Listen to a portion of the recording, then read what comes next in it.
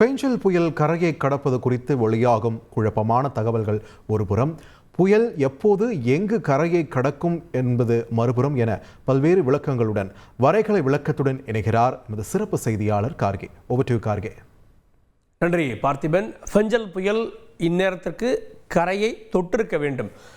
வானிலை ஆய்வு மையம் இன்று மாலைக்கு மேலாக அப்படின்னாங்க. தனியார் வானிலை ஆய்வாளர்கள் இன்று நள்ளிரவிலிருந்து அதிகாலை வரை அப்படின்னாங்க. மாறுபட்ட தகவல், குழப்பம் நிலவுகிறது. பெஞ்சல் இப்போது எங்கு இருக்கிறது அப்படின்ற கேள்வி வரைகலையோடு நாம் இணைய இருக்கிறோம். நம்மோடு வானிலை ஆய்வு மையத்தில் ஓய்வு பெற்ற அதிகாரி முனைவர் திரு பாலசுப்ரமணியன் சார், வணக்கம். பெஞ்சல் இந்நேரம் கரையை தொட்டிருக்கணும் ஈவினிங் அப்படின்னா ஆல்மோஸ்ட் நியர் டு 7. ஐஎம்டியினுடைய தரவுப்படி இப்போது ஐஎம்டி சொல்லியிருக்கக்கூடியது இந்த இடத்துல இருப்பதாக நம்ம கணிக்கிறோம். ஆனால் அவங்க இந்நேரம் கரையை தொட்டிருக்க வேண்டும். இது அட்லீஸ்ட் ஒரு 30 to 40 கிலோமீட்டர் இருக்கும் நம்ம புரிஞ்சுக்கிறோம். அதில் ஒரு தாமதம் இருக்குது. யூகே மாடல் ஆல்மோஸ்ட் இது நாளைய தினம், அதாவது நாளைய தினம் காலையில் அப்படின்னு கணிக்கிறது. ஆஸ்திரேலியன் கணிப்பு என்னன்னா, மதுராந்தகம் பக்கத்தில் போயிட்டு ஒரு யூட்டர்ன் அடித்து காஞ்சிபுரம் வேலூர் கொஞ்சம் மேல் நோக்கி செல்வதாக காட்டுகிறது. இது நம்ம யூரோப்பியன் மாடல். மோஸ்ட் ப்ராபப்ளி இதையும் நம்ம ஃபாலோ பண்ணிட்டு தான் இருக்கோம். அது புதுவைக்கு அருகே குறிப்பாக நாளைய தினம் காலையில் அப்படின்னு காட்டுகிறது. எதை நம்புறது? ஏன்னா அஃபிஷியலாக இன்னும் ஐஎம்டி கரையை கடந்து விட்டது சொல்லலை. எதை நம்புறது? என்னை பொறுத்தவரை ஐஎம்டி சொல்கிறது தான் நான் நம்புவேன். ஏன்னா அவங்க இந்தியா ஸ்பெசிஃபிக் மாடல் வச்சுருக்காங்க. இந்தியன் கண்டிஷன்ஸுக்கு தேவையான ஃபார்முலா, டேட்டா அதெல்லாம் கொடுத்து அவங்க அந்த மாடலை ரன் பண்ணுறாங்க. இவர்களுக்கெல்லாம் நம்முடைய நிலவரம் அருகாமையில் இருக்கிற நிலவரம் அவங்களுக்கு தெரியாது. சில சமயம் நம்மளுடைய ரடார் டேட்டா அல்லது நம்ம எடுக்கக்கூடிய வளிமண்டல வானிலை தரவுகள் எல்லாம் அவங்களுக்கு போய் சேரவே நேரமாயிடும். ஆனால் நம்ம அதை பார்க்குறோம். மாடலில் போடலை அப்படின்னா கூட அதை பார்க்கக்கூடிய இது இருக்குது. ஒரு புயல் 1000 கிலோமீட்டர் தொலைவில் இருக்கும்போது செயற்கைக்கோள் படங்களை வைத்து நாம் அதனுடைய மையப்பகுதி எங்கே இருக்கிறது என்று சொல்லுவோம்.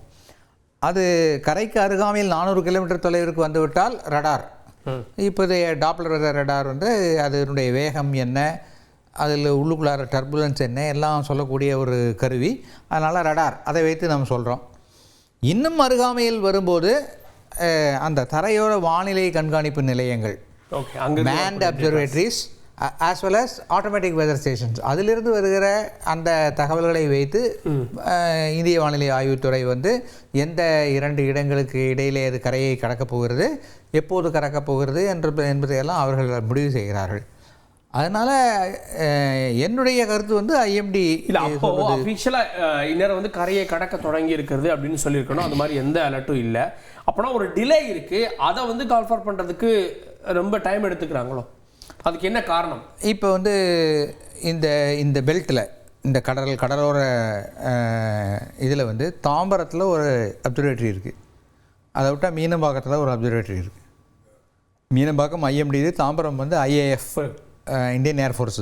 அதை விட்டால் புதுச்சேரியில் தான் அடுத்த அப்சர்வேட்டரி. இதுக்கு இடையில் அப்சர்வேட்டரியே கிடையாது.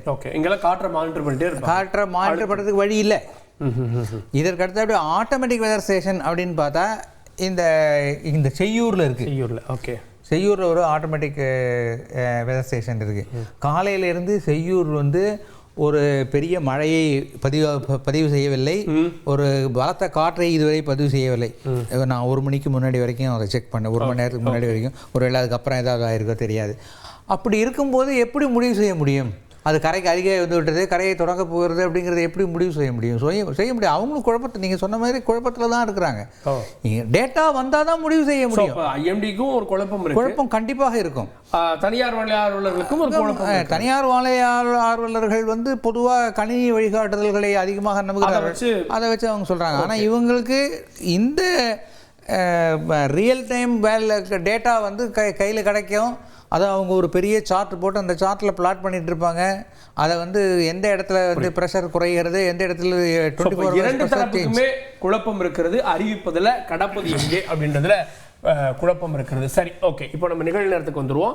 ரெடார் டேட்டா, இது ரெடார் டேட்டா படி கீழ் இருக்கக்கூடிய மாவட்டங்கள்னு சொல்லணும்னா இது அகைன் ஏற்கனவே மழை பெஞ்ச மாவட்டங்கள் கூட இதில் அடக்கம். அங்கெல்லாம் இப்போ மழை வந்துருச்சு. கேடிசிசிக்கு எப்படி இருக்கு? கேடிசிசி அதாவது காஞ்சிபுரம், திருவள்ளூர், சென்னை, செங்கல்பட்டு. இதில் காஞ்சிபுரம் சவுத்தில் இருக்குது, அதை விட்டுடுவோம். சென்னை, செங்கல்பட்டு, திருவள்ளூர் இந்த 3 மாவட்டத்திலும் மழை குறைந்திருக்கிறது. இன்று காலையில் பெய்தது போன்ற கனமழை பெய்வதற்கான வாய்ப்பு இருப்பதாக ரடார் சொல்லலை. ஓகே, சின்ன சின்ன தூறல்கள், சாரல்கள் மட்டும் இருக்கும். ஆமாம். ஓகே, இதான் ரடார். அதே சமயத்தில் காஞ்சிபுரம், திருவண்ணாமலை, விழுப்புரம், பாண்டிச்சேரி, கடலூர், கள்ளக்குறிச்சி இந்த மாவட்டங்களிலெல்லாம் வந்து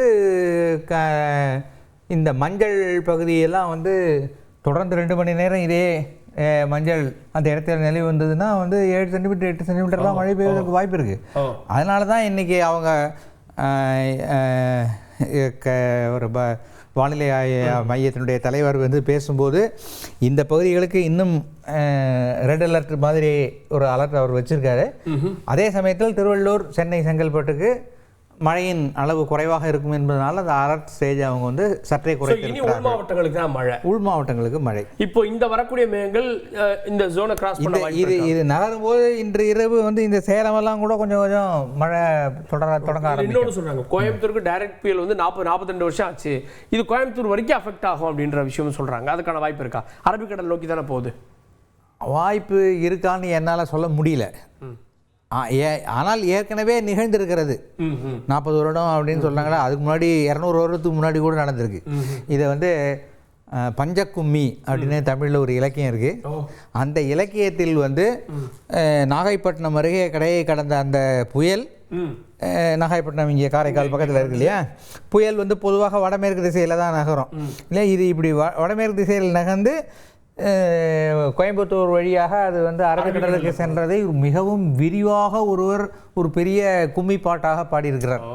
ஸோ அந்த ஊர்களெல்லாம் கும்மி பாட்டு ரொம்ப ஃபேமஸான பாட்டு. அதுக்கான பாசிபிலிட்டிஸ் இருக்குது. ஆனால் இதை நம்ம கண்கூடாக பார்த்து வருகிறோம். உள்ளே வர வர அதனுடைய இன்டென்சிட்டி குறைஞ்சிட்டே போகிறதுனால கனமழையெல்லாம் வாய்ப்பு இல்லை. அது ஒரு லேசான மழை, அது ஒரு மலைப்பகுதி அப்படிங்கிறதுனால மலைப்பகுதிகளில் கொஞ்சம் ஹெவியாக பெய்ய வாய்ப்பு இருக்குது. ஓகே, நம்ம பொறுத்து பார்க்கலாம். அஃபிஷியலான தகவல் நமக்கு ஐஎம்டியிலேருந்து வரணும். கடக்க தொடங்கி விட்டது, இல்லை தாமதமாகிறது, இல்லை ஸ்டால் ஆயிடுச்சு, ஏதாவது ஒன்று சொல்லணும். காத்திருப்போம். கூடுதல் விவரங்களை எப்போ ஐஎம்டி தராங்க அப்படின்னு இணைந்ததற்கு நன்றி சார்.